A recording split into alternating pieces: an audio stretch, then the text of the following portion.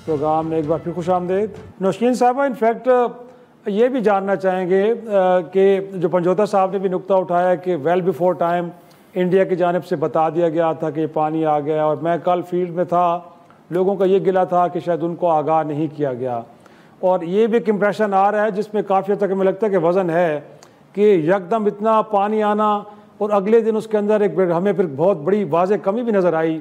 तो लगता तो है कि भारत की जाने से काफ़ी जारियत की गई है, बट पंजाब की हुकूमत हो या मरकज़ में शहबाज शरीफ साहब इस मामले में बड़ी एहतियात से काम ले रहे हैं, इस इंप्रेशन को इस्टेब्लिश करने के हवाले से कोई स्टेटमेंट नहीं दे रहे। तो क्या कोई सॉफ्ट कॉर्नर की वजह क्या है? और साथ में ये भी बताइएगा कि क्योंकि पंजाब के अंदर तो कहा जा रहा है कि वो रावी का बेड हो, सुतलज हो, या इवन के चनाब के साथ वहाँ पे आबादियाँ बनी हैं, गैर कानूनी सोसाइटीज़ बनी हैं, उनके बारे में कहा जा रहा है कि एक्शन लिया जाएगा। तो उम्मीद रखें कि पंजाब हुकूमत को ऐसे एक्शन लेने जा रही है। मैं जी पहले तो अपने भाई जो पंजोता साहब हैं उनकी सवालों का कुछ जो उन्होंने अभी तनकीद इतनी की है, तो हमने तो जी जी इनके सूबे में जब ये आफत शुरू हुई, क्लाउड बर्स्ट हुआ, अगर वो दरख्त लग गए होते तो शायद हालात इस तरह के ना होते, पानी का बहाव का कंट्रोल होता, और जितनी जानों का ज़िया इनके वहां पे हुआ वो भी हमारे बहन भाई हैं, तो तकलीफ हमें बराबर है। और अगर भाई मेरे को आज इतना कंसर्न है तो फिर वो 190 मिलियन जो पाउंड है वो भी बानी से ले आए, तोशा खाना के पैसे भी ले आए, जो घड़ी चोरी हुई थी उसके पैसे भी ला दें, और जो फॉरेन फंडिंग का केस है 47 अरब का वो भी, ताकि जो पैसा आए उससे हम डैम बना लें। इमरान खान साहब की एक वीडियो मैंने देखी थी चंद रोज पहले भी, और वो जब धरना था कि हम बिल्कुल भी जो है वो जो हमारा एक काला बाग डैम है मैं उसको बनने नहीं दूंगा। तो और ये जो इनकी हुकूमत आई जो कि 2018 में फोर्सफुली आरटीएस से आके हमारे सर पे बैठे थे, तो उस वक्त से 2 सालों में इन्होंने डैम बना लिया, तामीर उसकी मुमकिन है। वो डैमों की बुनियाद जो है या तो वो पीएमएलएन की हुकूमत से शुरू हुई है या मैं कहूंगी पीपल्स पार्टी की हुकूमत में कुछ हुआ होगा डैमों का। तो इनके सेहरा बिल्कुल नहीं साथ जाता, इनके सर सचता किसी डैम का भी। और अब बात करूंगी जो आपने पूछा, तो सर देखें इंडिया बिल्कुल भी खुश नहीं है, और जिस तरह हमने ये मार का हक एक जीता, जो हमारा सिंध तास मुआहदा उसके अंडर जो है उसके मुताबिक एक हमारा इंडस वाटर कमीशन बना हुआ है, जिसने पहले इतला देनी होती है कि जी हम पानी जो है वो आपके दरियाओं की तरफ जो है वो छोड़ रहे हैं, लेकिन जैसे कि क्लाउड बर्स्ट थे और हमारी लैंडस्लाइडिंग इतनी हो गई, फिर ये सैलाब का जो एक इतना पहले ही हमारा पानी का जो था लेवल वो इतना इंक्रीज था, तो इंडिया ने जैसे पानी छोड़ा तो उससे जाहिर बात है जो हमारा हेडमराला ले लें कि उसमें पानी की कैपेसिटी जो थी वो 11 लाख क्यूसेक से गुजरने की थी, तो इस वक्त वो कोई 12-13 लाख के करीब सुना था कि उसमें रेला गुजर रहा है। इसी तरह बाकी आप रावी को देख लें, रावी से वो पानी होता सतलुज की तरफ अब सक्कर की तरफ निकल रहा है। तो पानी की जो एक ये पूरी सतह का लेवल इंक्रीज हुआ, ये मुसलसल जो बारिशें होती रही, क्लाउड बर्स्ट होते रहे, ये उनसे भी बड़ा हुआ। और जब इंडिया ने ये जहारान ये करते हैं अपनी हमेशा पीछे से वार करते हैं, उनको ये हाई टाइम मिला, उन्होंने पानी छोड़ दिया। इसके लिए डैम बनाने वाकई बड़ी जरूरी है, हुकूमत इन्वेस्ट भी करेगी, पैसा लगाएगी। लेकिन इमरान खान की अगर मैं बात करूं तो उन्होंने जो 4 साल में इस पाकिस्तान की मौशत का हाल किया उसमें कहीं डैम नहीं बने, कोई डैम इमरान खान ने नहीं बनाया, तख्तियों के ऊपर आके हमारे कामों की तख्तियां जरूर लगाई हैं। जी, गैर कानूनी सोसाइटीज रिवर बेड्स के अंदर बनी हुई हैं, जिसको लेके रिवर बेड्स के अंदर उसके ऊपर बकायदा जो है वो क्रैकडाउन होना चाहिए, क्योंकि जो हमारी आबादियां या जो हमारी लोकेलिटी जो नहरों के साथ होती है उनका हमने अभी हाल देख लिया, क्योंकि बहुत करीब जो हमारी लोकेलिटीज थी उन वो सबसे ज्यादा इफेक्टेड है इस वक्त। और बल्कि बहुत सी हाउसिंग सोसाइटियां जिनमें अगर सीवरेज का प्रॉपर निजाम नहीं था और बरसाती नालों के उन्होंने नहीं अंदर उसके इंफ्रास्ट्रक्चर में ऐड किया हुआ, तो बिल्कुल उन पे क्रैकडाउन भी होगा और उनके एनओसीज जो भी हैं वो भी खारिज किए जाएंगे, क्योंकि यहाँ पे जब जानी जिंदगियों के ताल्लुक आ जाए तो अब हमारी जो आज भी हमारी वज़ीर आला ये कहकर गई हैं कि वो सख्ती से इस चीज को अब जो है वो निपटेंगी, क्योंकि जहाँ लोगों की बात आएगी, लोगों की जानों की बात आएगी, कुछ आपके इत्तेहादियों की सोसाइटियां भी हैं नौशीन साहिबा, कुछ आपके इत्तेहादियों की सोसाइटियां भी हैं वहाँ पे। लेकिन साथ में ये भी जानना चाहूँगा मैं कि ये जो आप डैम बनाने के बारे में प्राइम मिनिस्टर ने कहा है, तो हम उम्मीद रखें कि कालाबाग डैम भी बड़ा कहा जाए कि इम्पोर्टेंट, जिससे हम 6-7 हज़ार मेगावाट बिजली भी और रिजर्वायर भी सबसे बड़ा। एक पूरा क्लिप देखा ना हमने जिसमें उन्होंने कहा है कि मैं ये कालाबाग डैम नहीं बनने दूंगा। तो ये जब आप पाकिस्तान की तरक्की की बात करेंगे तो आप जरूर अब आप डैम, क्योंकि क्लाइमेट ने एक जो क्लाइमेट चेंज ग्लोबली हो रहा है, बट नून लीग तो बना रही है ना, हम ये जानना चाह रहे हैं नौशीन साहब। जी जी, नून लीग तो बनाने जा रही है ना कालाबाग डैम, हम ये जाने। बिल्कुल, तो अगर अब जरूरत हुई कालाबाग डैम से 10 डैमों की भी जरूरत हुई तो इंशाल्लाह पाकिस्तान मुस्लिम लीग नून के दोबारा सरसेरा सजेगा। पंजोता साहब, इनफैक्ट ये रिजॉल्व होता है स्टेटमेंटशिप, और इसको कहते हैं कि आप हर तरह की मुखालफत को नज़रअंदाज करके कोई कंट्रोवर्शियल प्रोजेक्ट भी तो कहते हैं कि हम करेंगे। देखें इफ्तिखार साहब, पहली बात यह है कि आप ज़रा जाएँ KP के अंदर, आप देखें वहाँ जाकर किस तरह इमरान खान ने जो इस दरख्तों वाले मामले के ऊपर इनिशिएटिव लिया, और वहाँ आप जाकर देखिए तो आपको ग्राउंड पर नज़र आएगा। जहाँ तक बात है ना फ्लड की, तो बड़ा फ़र्क होता है फ्लैश फ्लड के अंदर और क्लाउड जो ब्रस्ट होता है उसके अंदर। ठीक है, वहाँ पर क्लाउड ब्रस्ट था, और क्लाउड ब्रस्ट का पता होना चाहिए कि वो किस तरह अचानक से यहाँ से अगर जो है बादल फटता है तो आप यहाँ 5000 भी दरख्त आपने लगाए हो तो वो अचानक से आ जाता है। ठीक है जी।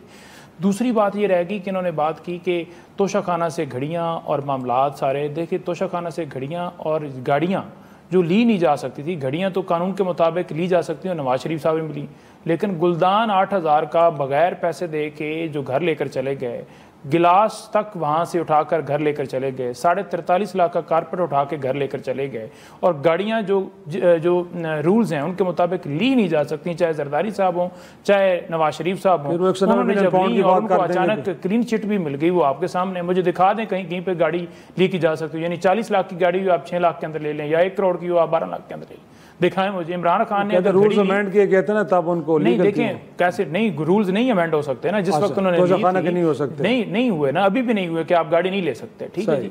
तो दूसरी बात ये है कि जिस वक्त ये ली गई उस वक्त इजाजत नहीं थी, जिस पर मरीम नवाज साहब ये बातें आप करते हैं, 3.5 साल हुकूमत आपकी रही है सर, उस वक्त आप करते हैं ना, उस वक्त तो आपने कुछ किया। देखें उस वक्त कार्रवाई जारी रही ना, नवाज शरीफ साहब इसी वजह से बाहर है ना, फेस नहीं कर सके, और फिर अचानक जब इमरान खान को हटाना था तो डील के जरिए आया ना, मामला सारा हुआ।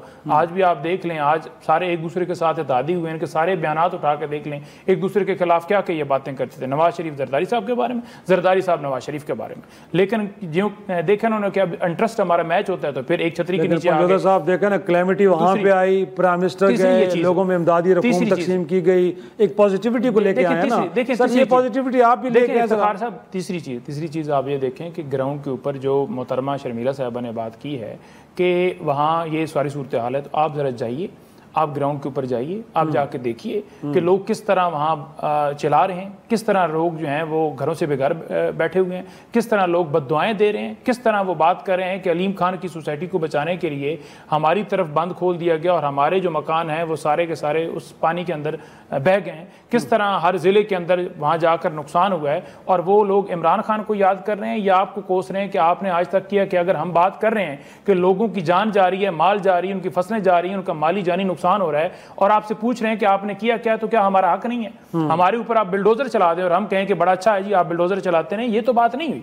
आप खाली यहाँ वीडियोस बनाकर और आप बाहर भिजवा कर फंड लेकर अपने पास ही रख लें, और उसकी भी डिस्ट्रीब्यूशन ठीक नहीं होगी, वहां पर भी सियासी मामलात होंगे, कुछ आगे जाएगा। अब आपके सामने है, कल एक स्कैंडल आया बेनजीर इनकम सपोर्ट के अंदर 22 अरब का जो डाका मारा गया है, उसके ऊपर बताया गया कि अब इंक्वायरी शुरू होगी उन अफसरान के खिलाफ।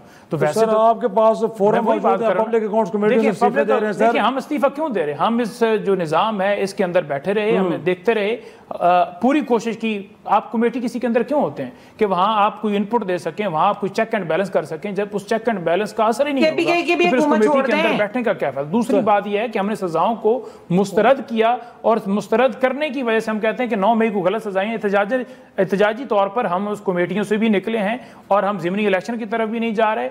जो उन कमेटियों की अहमियत नहीं रहेगी, हमने कहा कि हमें तो इधर बैठने का फायदा ही कोई नहीं है। बाकी इमरान खान ने कहा है कि असेंबली भी अब बाहर लगेगी, असेंबली अब हम अंदर नहीं जाकर उसके अंदर हिस्सा बनेंगे, वहाँ असेंबली जब आगाज होगा सेशन का, एहतजाज करेंगे, एहतजाज करके बाहर आएंगे। तो हम तो इनको किसी एक दिन भी नहीं हमने माना कि आप जनवन जो है वो इलेक्शन जीत के आए हुए हैं, तो फिर कैसी बात है? आखिरी बात शुक्र है मुझे बात करते हुए जो जब शर्मिला साहबा ये कह रही थी कि बारिश होती है तो वहाँ, तो शुक्र है वो जुमला नहीं बोल दिया कि बारिश जब होती है तो फिर पानी जो है वो ज़्यादा आता है। और मरियम साहबा जो है उनका भी कल आप जुमला देख लें, जिस तरह वो बात कर रही थी कि बारिश आती है तो फिर रेन आती है। भाई बारिश को इंग्लिश के अंदर रेन कहा जाता है, इतना भी नहीं पता। ठीक है, टांग हो जाते हैं, स्लिप ऑफ टंग क्या हो जाता है? लेकिन शर्मिला साहबा स्लिप ऑफ टंग हम चाह रहे हैं सर इस वक्त जो क्लैमिटी की सूरत हाल है उसको लेकर सीरियस डिबेट की जाए। शर्मिला साहबा, इनफैक्ट ये एतराज़ तो बहरहाल दुरुस्त है ना तहरीक इंसाफ का, आप क्लेम करते हैं कि डैम्स के बारे में मंसूबे आप लोगों ने बनाए, पीपल्स पार्टी, अभी नौशीन साहब भी कह रही है, दुरुस्त बात है, भाषा डैम जैसा मंसूबा पीपल्स पार्टी लेके आई, बट अपने दौर में आपने इसके ऊपर कोई एक इनिशिएटिव नहीं लिया। बल्कि मैं तो बतौर जर्नलिस्ट ये भी मैं दावे से कह सकता हूँ कि उसके बाद जब 13 से 18 तक नून लीग की गवर्नमेंट आई, उसमें भी कोई 1 रुपया नहीं रखा गया। तो आप आइडियाज़ तो जनरेट करते हैं बट उनके ऊपर इम्प्लीमेंटेशन नहीं होती, सबसे बड़ा प्रॉब्लम यही है। और ये दोनों जमातें हैं जो पिछले 40 साल से बहरहाल इक़्तिदार में रही हैं। देखिए जी, बात हमेशा आके रुकती डैम्स पे क्यों है। सैलाब को रोकने का वाहिद तरीका सिर्फ डैम बनाना तो नहीं है, वाटर रिजर्वोयर्स भी बन सकते हैं जी। और जो फ्लड की प्रिपेयर्डनेस है जिसपे एनडीएमए और ऐसे जो डिजास्टर मैनेजमेंट इदारे हैं उनकी प्रोएक्टिव अप्रोच की जरूरत है।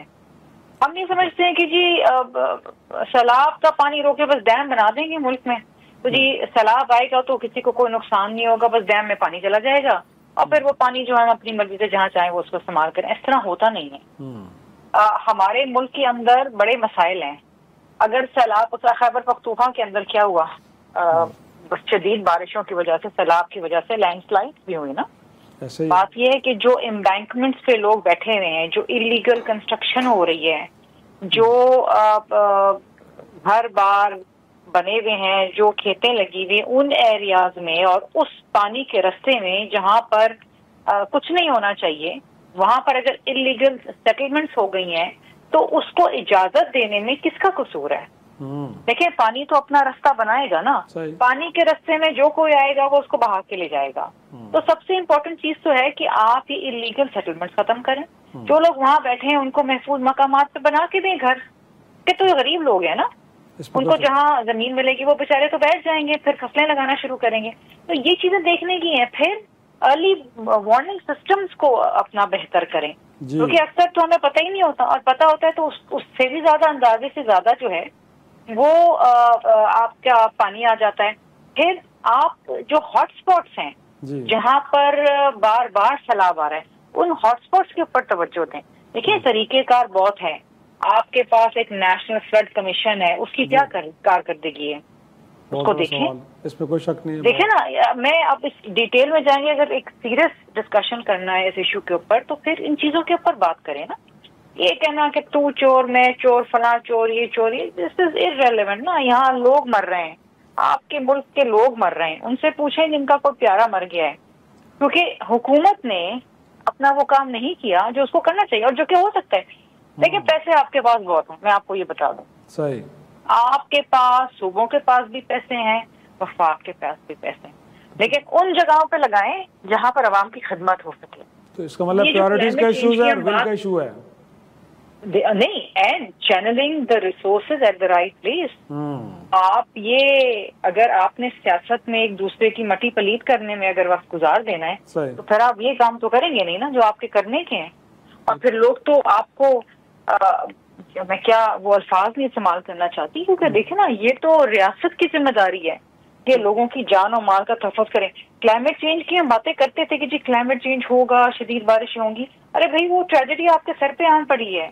वो वक्त चला गया कि जब आप सोचते थे कि जी ये होगा पाकिस्तान में। It is happening and it is happening again and again.